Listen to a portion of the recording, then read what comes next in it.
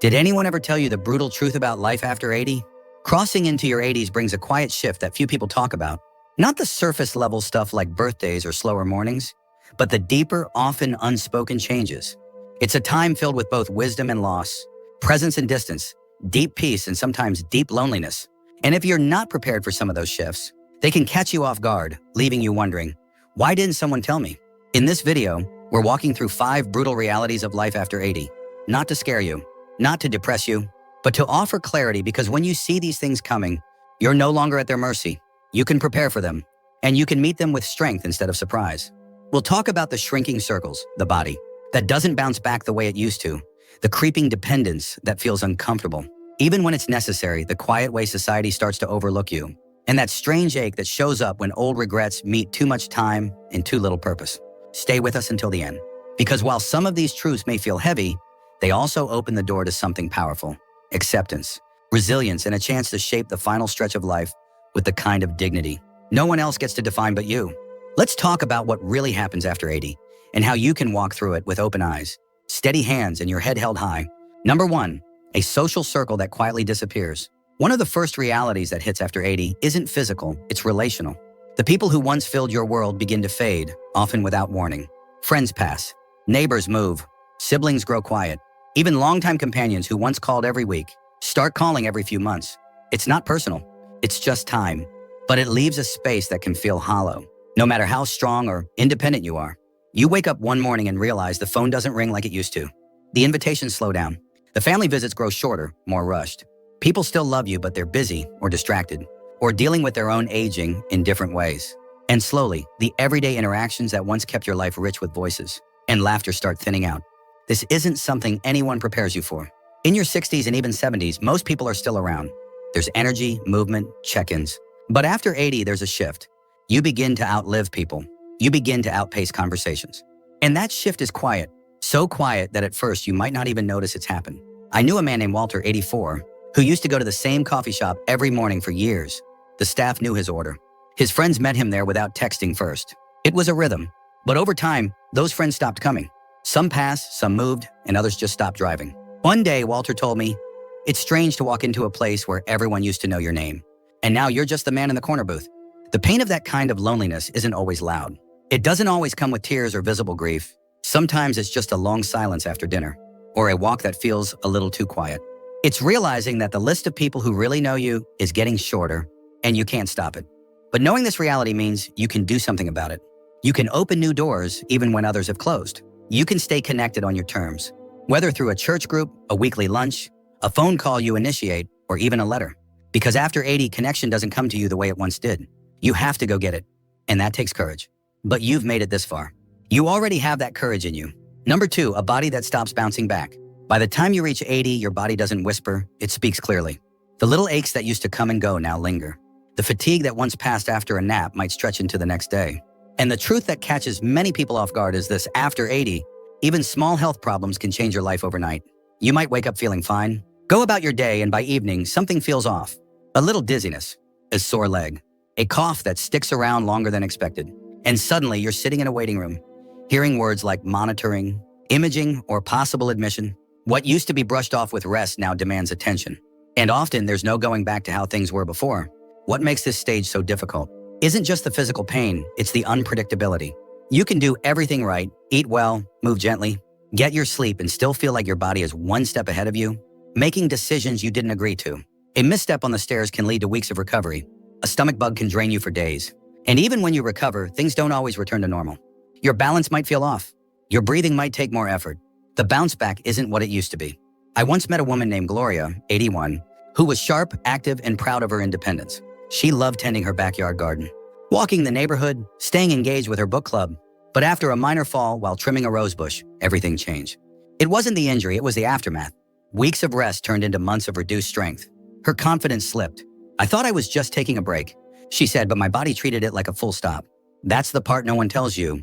At 80, rest is not always restorative in the same way. It can turn into decline if you're not careful. And sometimes, even when you're careful, your body decides to slow down anyway. You realize you're not bouncing back, you're adapting forward. But here's the strength in knowing this. You start honoring your energy more wisely. You learn to pace yourself, not out of fear, but out of respect for what your body has carried you through. You treat health not as a guarantee, but as a daily practice, a sacred one. And when you do that, even if the bounce is gone, your footing becomes steadier. You walk slower, but more aware. You rest longer, but more intentionally. And you begin to see that even a slower body can still carry a strong spirit. If you're still watching this video and finding these insights valuable, please comment number 2 below to let me know you're here. And if you haven't subscribed yet, I recommend you subscribe and turn on the bell so you don't miss any videos. Your support helps us continue creating good content to inform and inspire you. Now let's move forward. Number 3, a growing need for help no matter how independent you are. One of the hardest pills to swallow after 80 is this. You start needing help for things you used to do without thinking. It doesn't happen all at once. It creeps in quietly, subtly until one day you notice. You're avoiding the high cabinets. You're holding onto the railing just a little tighter. You're hesitating before getting behind the wheel on a rainy day. And even though part of you still feels capable, another part knows some things aren't as easy anymore. What makes this reality difficult isn't just the physical shift, it's the emotional one. For those who've lived decades taking care of others, the thought of becoming the one who needs help can feel deeply uncomfortable. You may start feeling like a burden, or you may begin hiding what you can't do, skipping the grocery trip, not telling your kids you tripped, trying to fix the light bulb on your own, even though your shoulder's been hurting for weeks. The desire to stay independent doesn't go away. If anything, it grows stronger. But the truth is, independence after 80 looks different than it did at 60. It's not about doing everything alone. It's about knowing when to ask for help and being brave enough to accept it. I knew a man named Eugene, 85, who prided himself on doing everything himself. He had lived through war, raised 4 kids, built his own shed out back with nothing but spare wood and determination. But one winter, he slipped on his icy driveway.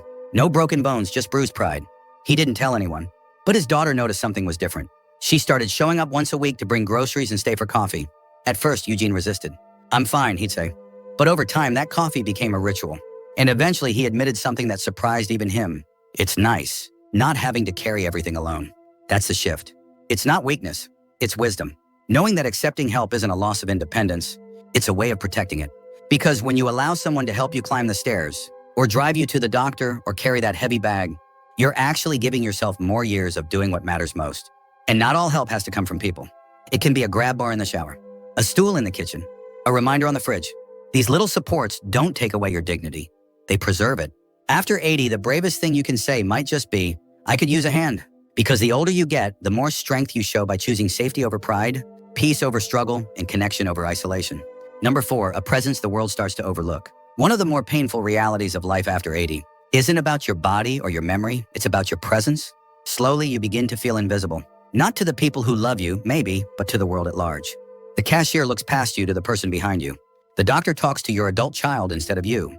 The server at the restaurant assumes you can't hear, or think, or decide for yourself. It's subtle at first, then it becomes more frequent. And even if you try to brush it off, it lands somewhere deep. Because no matter how old we are, we still want to be seen.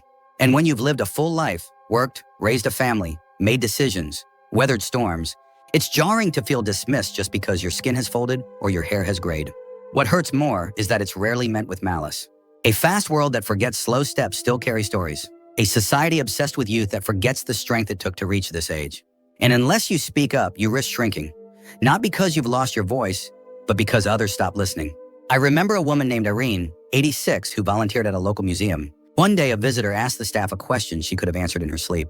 After all, she'd lived through that very decade of history, but the question skipped right over her. When I asked her how she felt, she just smiled and said, "I'm used to it."